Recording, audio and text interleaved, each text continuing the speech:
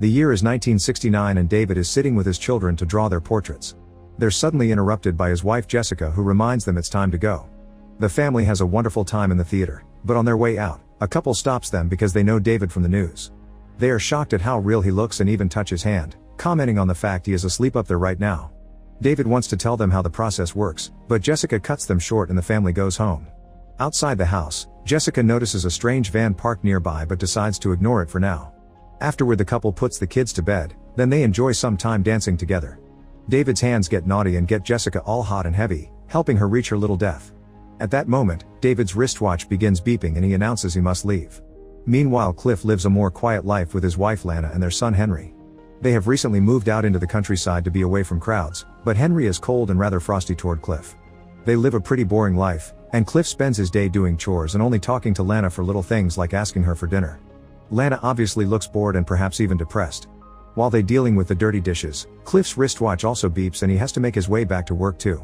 At that moment, both Cliff and David run to a secret room in the house, sit on special chairs, and press in the passwords, which allows them to wake up inside a space station. It turns out they're partway into a 6-year deep space mission, but in order to still spend time with their families, there are robot copies of them called replicas back on Earth. The astronauts spend their free time with their consciousness connected to those robots, and they only wake up when there is something to take care of in the station or to keep up with the maintenance of the machines and their bodies. Today they have been brought back because of a warning. Cliff takes off all his personal effects, including the tag that connects him to his replica, and puts on his space suit before going outside to work on repairs. Luckily it is nothing serious, and with the help of David guiding him through the comms, Cliff is done in a few minutes. Then the men share a bit of chit-chat before they go back to their lives on Earth. Cliff heads back to greet Lana, who is in bed reading.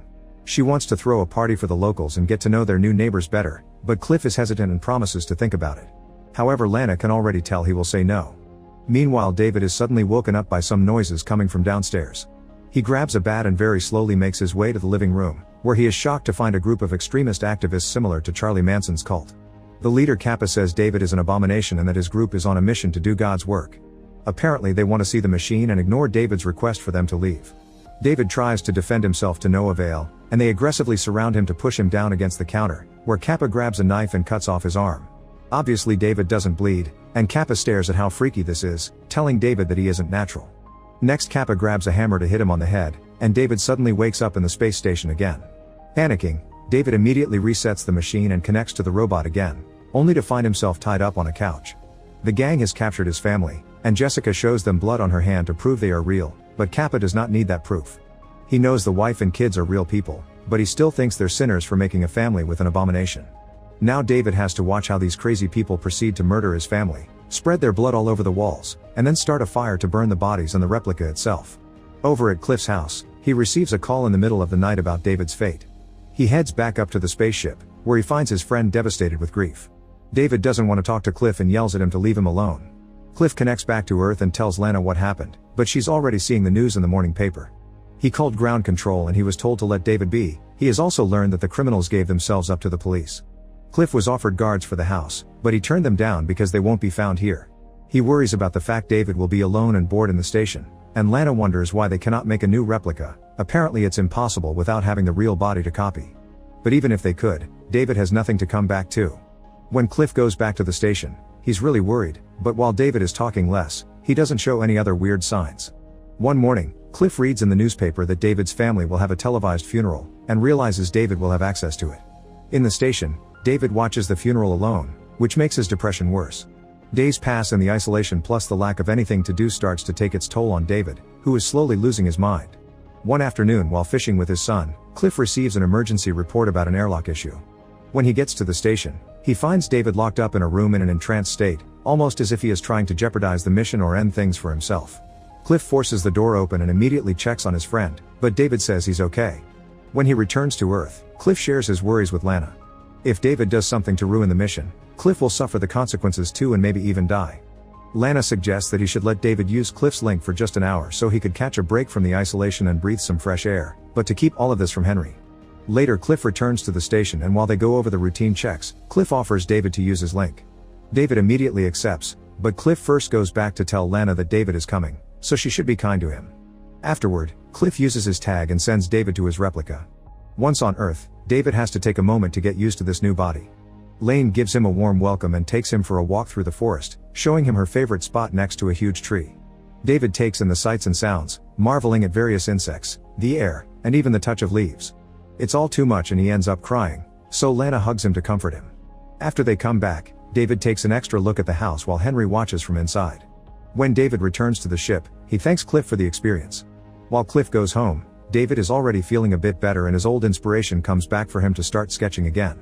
A few days pass and when Cliff comes back to the station, David shows him a drawing he made of the house, which impresses Cliff with how accurate it is when David is working from memory. David points out that if the family buys some oils, he could do a complete painting as a thank you gift. Of course he would need to share the link again for that, and he understands if Cliff doesn't want to. Cliff promises to think about it and returns home to discuss the details with Lana, promising it would only be an hour once a week. At first Lana is hesitant, but Cliff points out that painting could be the therapy David needs, so in the end Lana agrees.